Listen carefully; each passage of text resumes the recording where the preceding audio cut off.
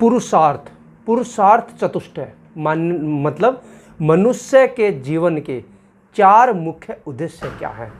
हम देखते हैं बिना उद्देश्य के समाज में या पृथ्वी पर दुनिया में कोई पशु पक्षी भी कोई कार्य नहीं करता।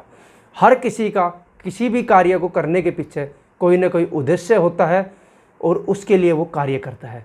तो मनुष्य जो इस सृष्टि का सर्वश्रेष्ठ प्राणी है, सर्वश्रेष्ठ विचारक है, बुद्धिजीवी प्राणी है, उसके जीवन का भी कोई न कोई उद्देश्य निश्चित होना ही चाहिए। तो हमारे महर्षियों ने उसके जीवन के 4 मुख्य उद्देश्य निर्धारित किए हैं।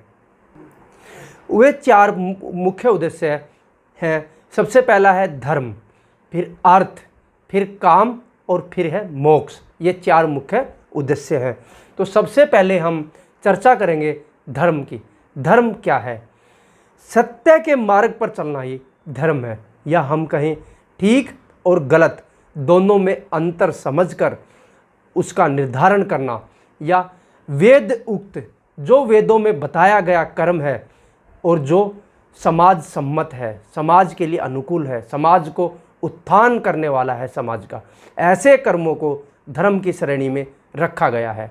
धर्म बहुत आवश्यक है। हर व्यक्ति का पहला कर्तव्य धर्म है, पहला उद्देश्य भी धर्म है।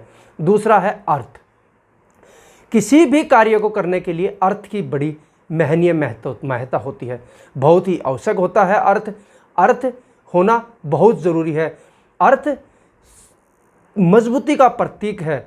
अर्थ समृद्धि का प्रतीक है। समृद्धि होनी बहुत ज़रूरी है, लेकिन वो अर्थ कमाया कैसे जाए, उसे अर्जित कैसे किया जाए। अर्थ का अर्जन धर्म के रास्ते से होना चाहिए, धर्म के माध्यम से होना चाहिए, धर्म में होना चाहिए। वही अर्थ है, नहीं तो अर्थ अनर्थ हो जाएगा।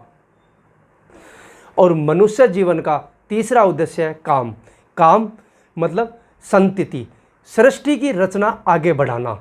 एको अहम बहुश्यामः, मैं एक हूँ और बहुत होना चाहता हूँ। तो सृष्टि रचना में काम का भी विशेष महत्व है। कैसे हमारी संतति सुसंतान हो, राष्ट्र निर्माण में कैसे हम संतान को राष्ट्र निर्माण हेतु हम प्रेरित कर सकें, राष्ट्र के निर्माण में हमारी संतान का हमारा क्या योगदान हो सकता है, इन अति विशिष्ट उद्देश्यों को ध्यान में रखते हुए व्यक्ति का तीसरा उद्देश्य काम की तरफ व्यक्ति को प्रवृत्त होना चाहिए। और चौथा और अंतिम उद्देश्य है मोक्ष। मोक्ष मतलब मुक्ति।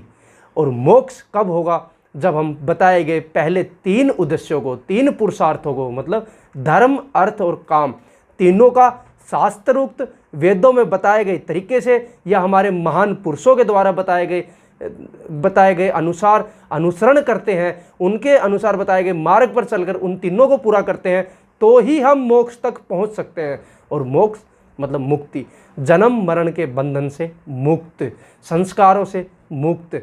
यह जीवन का अंतिम उद्देश्य है, यह पूर्णता की ओर ले जाने वाला उद्देश्य है। इस प्रकार हमें अपने चारों पुरुषार्थों को अच्छे से समझकर उनका कर्म से अनुकरण करना चाहिए, उनका पालन करना चाहिए और उनके अनुसार चलकर अपने जीवन को सार्थक बनाना चाहिए। इसी प्रकार की रिसर्च बेस्ड उपयोगी वीडियो सबसे पहले अपने मोबाइल पर देखने के लिए हमारे चैनल को सब्सक्राइब करें, लाइव करें। धन्यवाद।